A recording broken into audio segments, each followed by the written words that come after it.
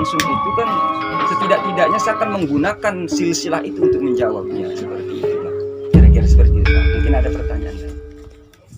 Satu lagi Pak Ustadz yang sangat sekali menggelitik di dalam pemikiran kami ini sebagai tim YouTuber, bahwa di sini ada sebuah mitos yang mengatakan bahwa sesiapa yang memiliki sesuatu hajat dengan mengambil salah satu ranting yang ada di tempat ini, yaitu ukuran 1 jengkal, dan apabila jengkal itu bisa melebihi daripada yang sudah diambil, berarti hajatnya akan kesampaian. Seperti mohon dijelaskan.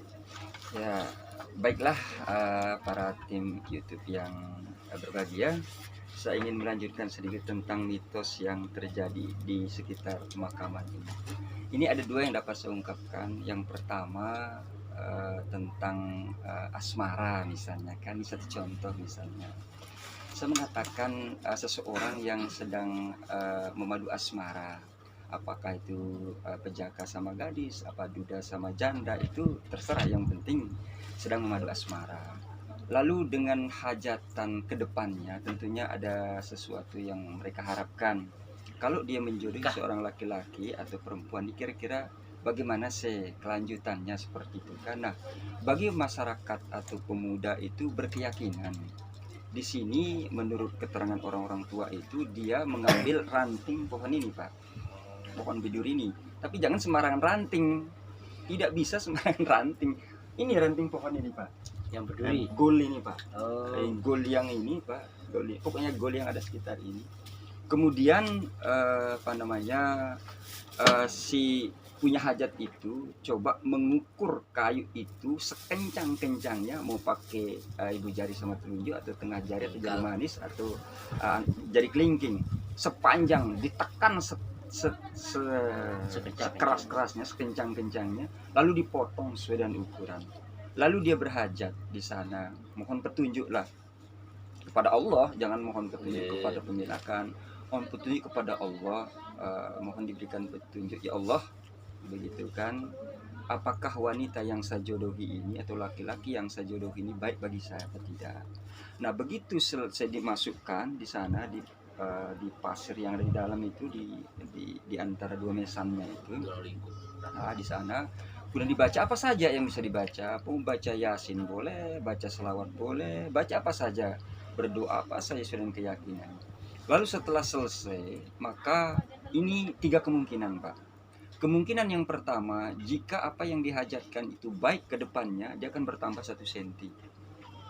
Jadi kayu yang tadinya diukur sekencang itu akan bertambah 1 senti dari aslinya. Jadi apa yang dihajatkan itu lanjutkan Pak, insya Allah. Tapi kalau dia seperti semula, ini sepertinya tidak usah dilanjutkan, cukup asmara sajalah, enggak usah dilanjutin gitu kan. Tetapi kalau nekat pula lalu dia mundur kayu itu kurang 1 senti, ini akibatnya fatal Pak. Kalau diambil juga, dijodohi juga, dinikahi juga, kemungkinan salah satu di antara mereka itu mati. Itu keyakinannya dan bisa dibuktikan Pak. Makanya tim YouTube siapa tahu ada yang punya pacar janda, punya gadis seperti itu, coba aja tes. Itu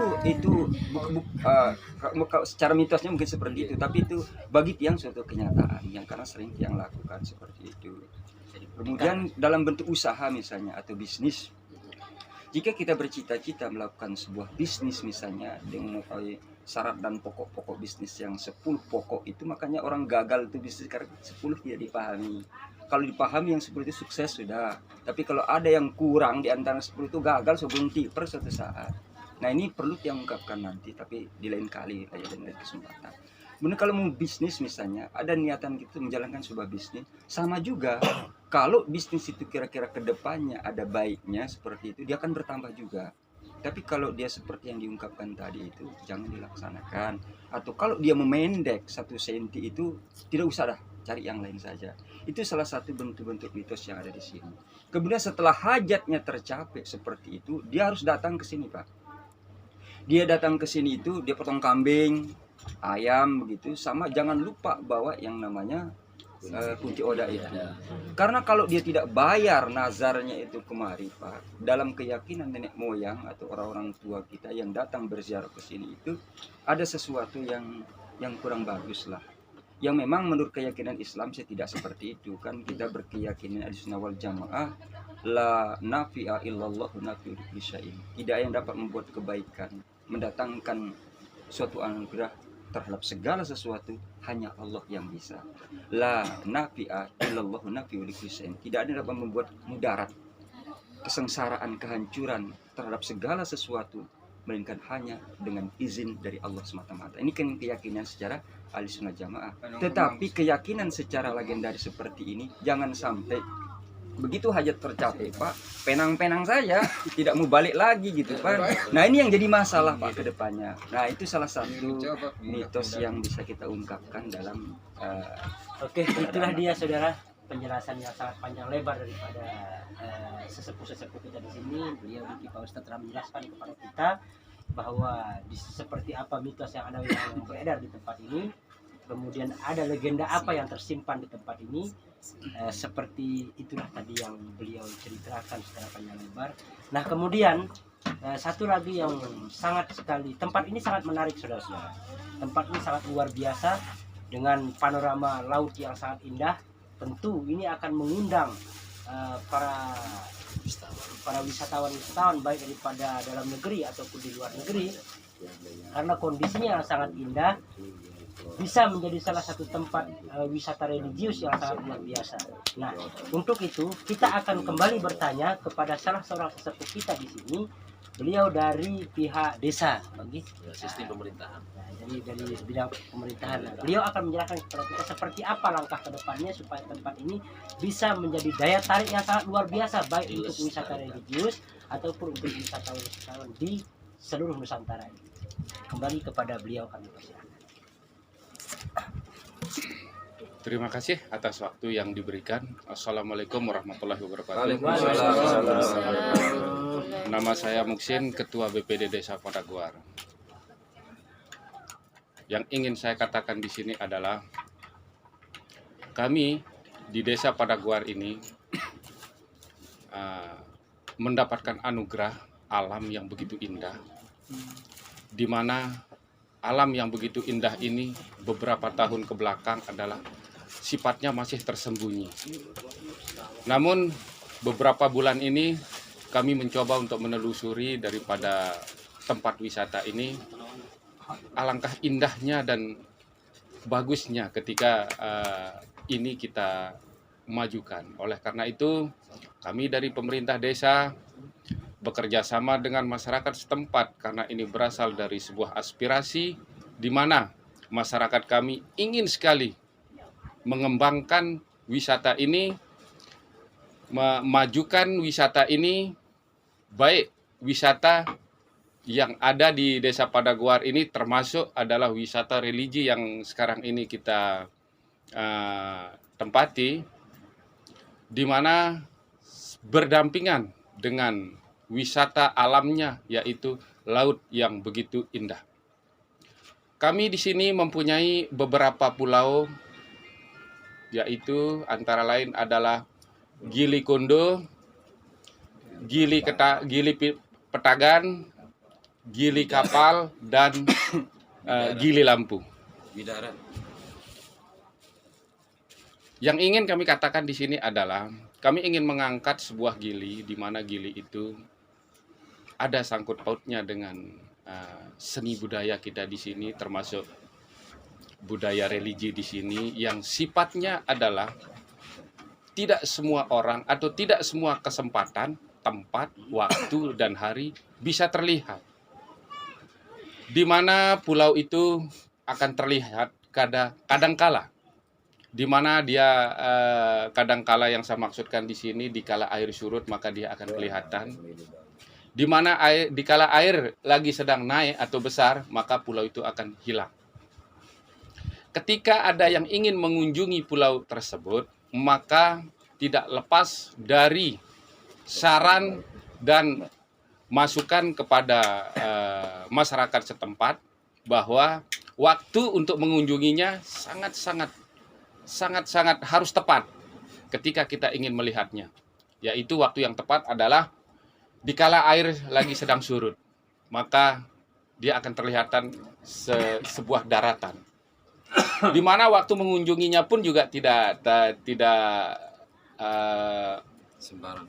tidak panjang waktunya, hanya waktunya selama air turun. Ketika dia sudah pasang, maka pulau itu akan hilang dengan sendirinya. Nah, ini yang akan kami angkat di dalam kesempatan ini. Banyak hal-hal yang tersembunyi di sana, banyak hal-hal yang akan dialami di sana, tergantung daripada pengunjung itu sendiri.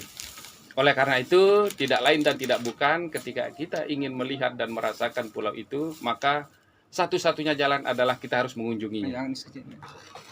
Nah, kembali lagi untuk melestarikan budaya atau alam yang begitu indah di Desa Padaguar, kami pemerintah desa mendukung daripada apa yang ada di desa kami dan mendukung apa yang dilakukan oleh masyarakat kami. Beberapa bulan kemudian ke belakang ini, masyarakat kami sudah berantusias dan semangat untuk membangun dan mengembangkan daripada wisata ini, terutama wisata religi dan wisata alam ini.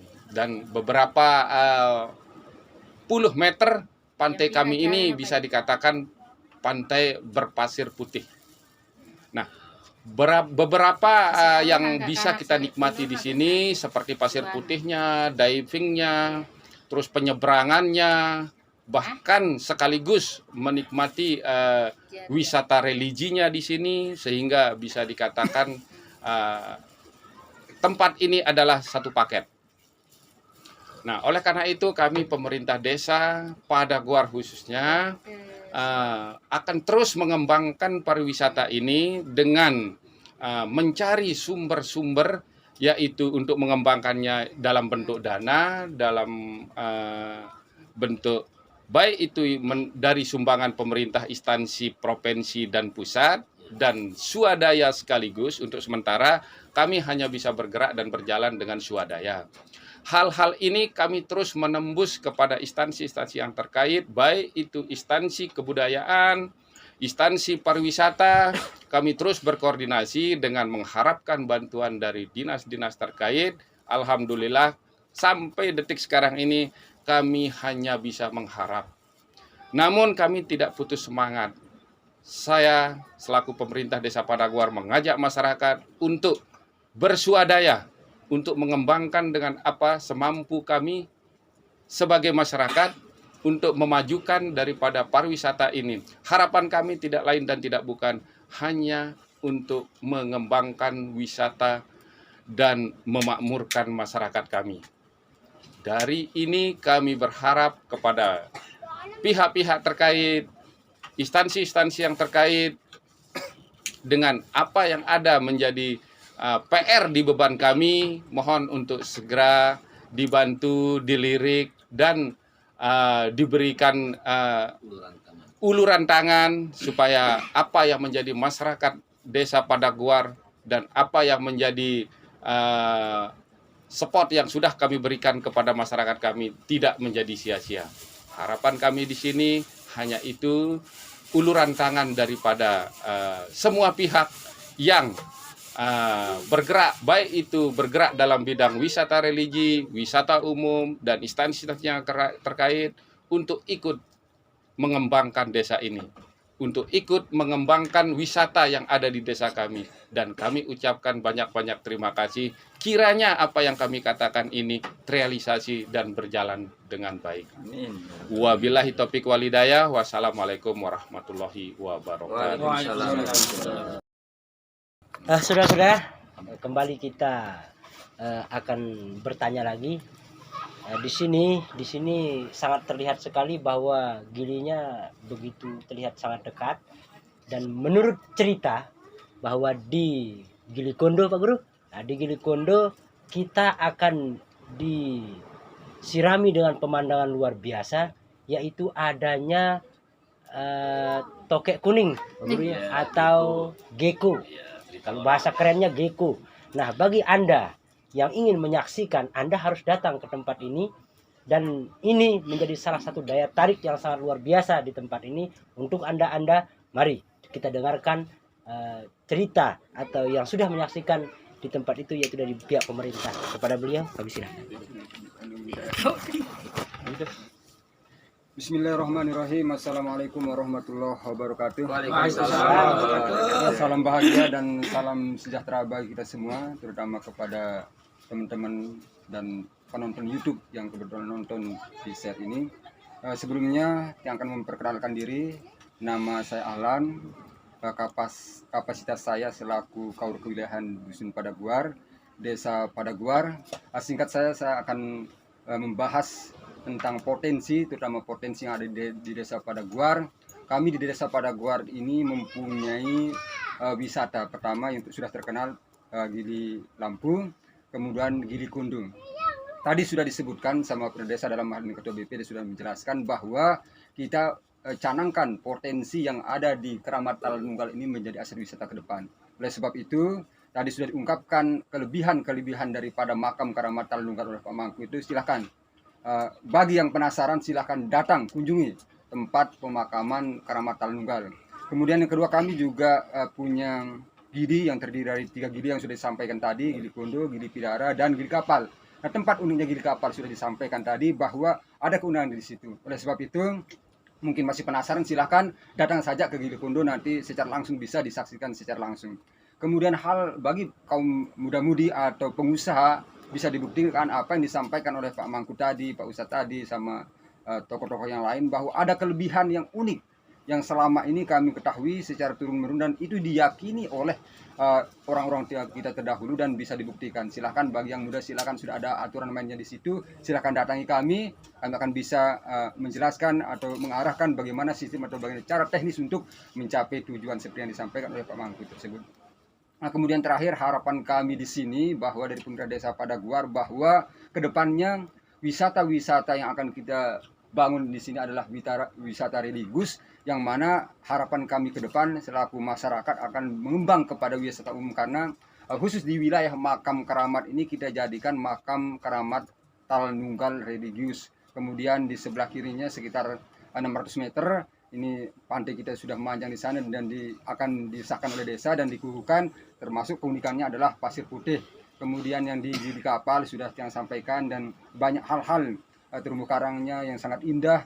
Mungkin kami tidak bisa menceritakan secara real karena fakta di lapangan. Oleh sebab itu, bagi teman-teman yang ingin membuktikan atau menikmati panorama keindahan laut maupun pantai yang ada di sekitar pantai Keramat Talnunggal, silahkan, kami tunggu. Mungkin hanya ini yang dapat saya sampaikan. Mari kita sama-sama saksikan dan mari kita kunjungi, sehingga apa yang kami siarkan, apa yang kami beritakan supaya betul-betul menjadi fakta.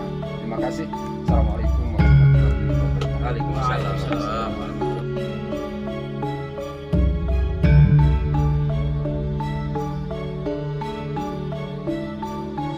Itulah dia, saudara-saudaraku sekalian dimanapun Anda berada, wawancara kami, baik dari segi yang bernilai wisata religi maupun yang bernilai wisata panorama alam dengan keindahan yang sangat luar biasa. Nah, untuk itu kami dari tim Lombok Misteri ingin mengundang Anda dan Anda semua untuk datang ke tempat ini, menyaksikan indahnya panorama tempat ini, dan menyaksikan bagaimana nilai spiritual, nilai religius yang ada di tempat ini. Bukan kami, tapi Andalah yang akan membuktikannya. Karena di sini nilai religius, nilai mistisnya sangat luar biasa. Jikalau Anda tidak percaya, maka datang dan buktikan. Anda sendiri saksinya. Terima kasih. Wassalamualaikum warahmatullahi wabarakatuh.